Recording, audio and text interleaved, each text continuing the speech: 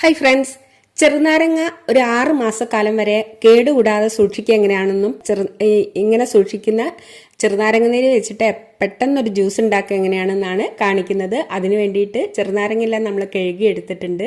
ഇനി ഇതൊന്ന് മുറിച്ച് ഇതിൻ്റെ ജ്യൂസാണ് നമ്മൾ സൂക്ഷിച്ച് വെക്കുന്നത്. ഈ ജ്യൂസ് ഇങ്ങനെ സൂക്ഷിക്കുകയാണെങ്കിൽ നമുക്കൊരു 6 മാസം വരെ കേടുകൂടാതിരിക്കും. ഇത് പച്ചയും അതുപോലെ ചെറുനാരങ്ങയാണ്. ഇത് ജ്യൂസ് എടുക്കുന്ന സമയത്ത് നമ്മൾ കൈകൊണ്ട് തന്നെ ഇങ്ങനെ പ്രസ് ചെയ്തെടുക്കുമ്പോഴാണ് മുഴുവനായിട്ട് കിട്ടുക. ജ്യൂസ് പെട്ടെന്ന് കിട്ടാൻ വേണ്ടിയിട്ട്, മുഴുവനായിട്ടും കിട്ടാൻ വേണ്ടിയിട്ട് നമുക്ക് ഒരു ഇളം ചൂടുള്ള വെള്ളത്തിൽ ചെറുനാരങ്ങ ഇട്ടതിന് ശേഷം പിഴിഞ്ഞെടുക്കുകയാണെങ്കിൽ ജ്യൂസ് മുഴുവനായിട്ട് കിട്ടും. അതുപോലെ പെട്ടെന്നും കിട്ടുകയും ചെയ്യും.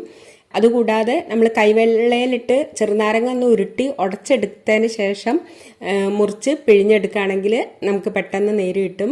ഇതെല്ലാം അരിച്ചെടുക്കണം. ഒരു കുരു പോലും ഉണ്ടാകാൻ പാടില്ല. അരിച്ചെടുത്തതിന് ശേഷം നമുക്ക് ഐസ് ട്രേയിലോ അല്ലെങ്കിൽ ഇതുപോലെ ചോക്ലേറ്റ് മോൾഡിലോ ഒഴിച്ചു വെക്കുക. ഇത് സിലിക്കണിൻ്റെ മോൾഡായതുകൊണ്ട് നമുക്ക് അടർത്തിയെടുക്കാൻ എളുപ്പമാണ്. ഇതെല്ലാം ഒഴിച്ചതിന് ശേഷം നമ്മളിത് ഫ്രീസറിലാണ് വെക്കുന്നത്. ഫ്രീസറിൽ ഒരു 5-6 മണിക്കൂർ വെക്കുമ്പോഴേക്കും ഇത് നല്ല ഐസായിട്ടുണ്ടാവും. ഇതിപ്പോൾ ഞാൻ ഒരു 5 മണിക്കൂർ വെച്ച് എടുത്തതാണ്. ഇത് നമുക്ക് ക്യൂബ്സായിട്ട് ഒരു സിപ്പ് ലോക്കിൽ ഇട്ട് നമ്മൾ ഫ്രീസറിൽ തന്നെ സൂക്ഷിക്കണം. അല്ലെന്നുണ്ടെങ്കിൽ ഇത് അലിഞ്ഞ് വെള്ളമായി പോവും. പിന്നെ നമ്മൾ ജ്യൂസ് ഉണ്ടാക്കുന്ന സമയത്ത് നമുക്ക് പ്രയാസമില്ല. ഈ ഓരോ ഐസ് ക്യൂബ് എടുത്തിട്ടാൽ മതി. ഈ ഒരു ക്യൂബ് എന്ന് പറയുന്നത് 2 സ്പൂണ് ചെറുനാരങ്ങ നീരാണ്. അതുകൊണ്ട് തന്നെ നമുക്ക് ഒരു വലിയ ഗ്ലാസ്സിലേക്ക് ഒരെണ്ണം ഇട്ടാൽ മതി. ഇതിൻ്റെ പകുതി ആണെന്നുണ്ടെങ്കിൽ 2 ക്യൂബ് ഇടണം.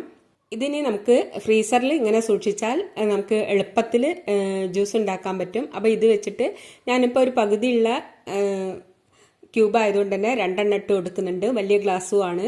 അതിലേക്ക് കുറച്ച് കസ്കസ് കുതിർത്തത് ചേർത്ത് കൊടുക്കുക. പിന്നെ ഞാൻ നന്നാറി സർബത്ത് വെച്ചിട്ടാണ് ഇപ്പോൾ ജ്യൂസ് ഉണ്ടാക്കുന്നത്. അപ്പോൾ ഒരു 1/4 ഗ്ലാസോളം നന്നാറി സർബത്ത് ഒഴിച്ചു കൊടുക്കുക. ഇതിൻ്റെ ശേഷം നമുക്കിതൊന്ന് ഇളക്കിയെടുത്താൽ മതി. ആ കസ്കസും ഈ ക്യൂബും ഒന്ന് അലിഞ്ഞ് കിട്ടുന്നവരെ. എന്നിട്ട് അതിലേക്ക് നമുക്ക് കൂടുതൽ തണുപ്പ് വേണമെങ്കിൽ തണുത്ത വെള്ളം ചേർക്കാം. ഞാനിപ്പോൾ സാധാരണ ടെമ്പറേച്ചറിലുള്ള വെള്ളമാണ് ചേർക്കുന്നത്.